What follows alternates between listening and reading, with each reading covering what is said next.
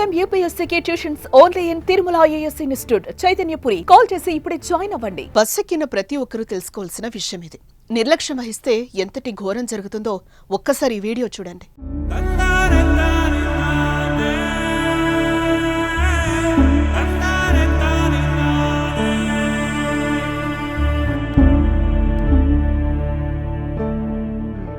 కిటికీ బయట తలపెట్టొద్దని డ్రైవర్లు హెచ్చరిస్తూనే ఉంటారు, కండక్టర్లు సూచిస్తూ ఉంటారు.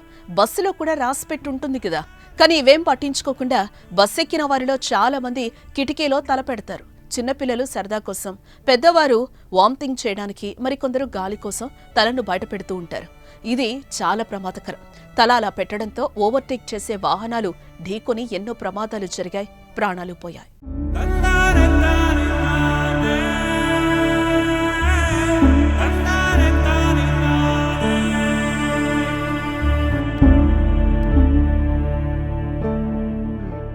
తాజాగా ఓ మహిళ కూడా ఇలా చేస్తే ఏం జరిగిందో తెలుసా? తల ఊడి రోడ్డుపై పడిపోయింది. చెయ్యి కూడా శరీరం నుంచి తెగిపోయింది. తల, చెయ్యి రోడ్డుపై పడగా మహిళ బాడీ బస్సులో ఉండిపోయింది. చెప్తుంటేనే మనకు ఒళ్ళు గగురు పొడుస్తుందే. మరి అదే బస్సులో ప్రయాణించే ప్రయాణికుల పరిస్థితి ఇంకా దారుణం. బెంబేలెత్తిపోయారు. ఘటన జరగగానే ఆ దృశ్యాన్ని చూడలేక హాహాకారాలు పెట్టి పరుగులు తీశారు.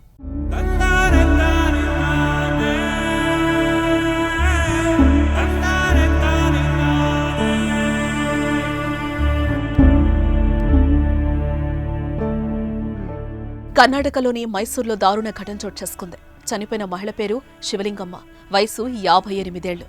గుండ్లుపేట తాలూకా బేగూరు సమీపంలోని ఆలహళ్లి గ్రామం ఆమె స్వస్థలం. ఓ శుభకార్యానికి వెళ్లేందుకు మైసూర్ నుంచి గుండుపేటకు నంజనగూడు మీదుగా వెళ్తున్న ఆర్టీసీ బస్సు ఎక్కింది.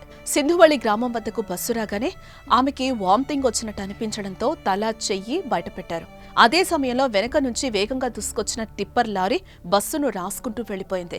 దీంతో శివలింగమ్మ తల, కుడి చెయ్యి తెగి రోడ్డు మీద పడిపోయింది. విలవిల్లాడుతూ ఆమె బస్సు సీట్లోనే ప్రాణాన్ని విడిచింది.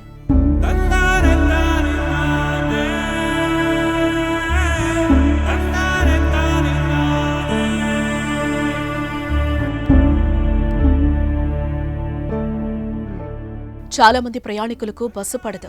ప్రయాణం సమయంలో వాంతులు చేసుకుంటారు. అందుకోసం కిటికీలోకి తలపెట్టి ఇలా శివలింగమ్మల ప్రాణాలు కోల్పోతున్నారు. దయచేసి ఎవరూ అలా చెయ్యొద్దు. వామిటింగ్స్ అయ్యేవాళ్లు ప్రయాణం చేసేటప్పుడు వాళ్లతో పాటు ఒక 2-3 పాలిథిన్ కవర్లు ఉంచుకోండి.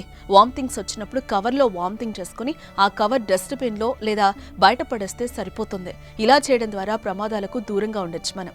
అలాగే మీరు ప్రయాణిస్తున్న సమయంలో ఎవరైనా బస్సు కిటికీలో తలపెడితే హెచ్చరించడం మాత్రం మర్చిపోకండి.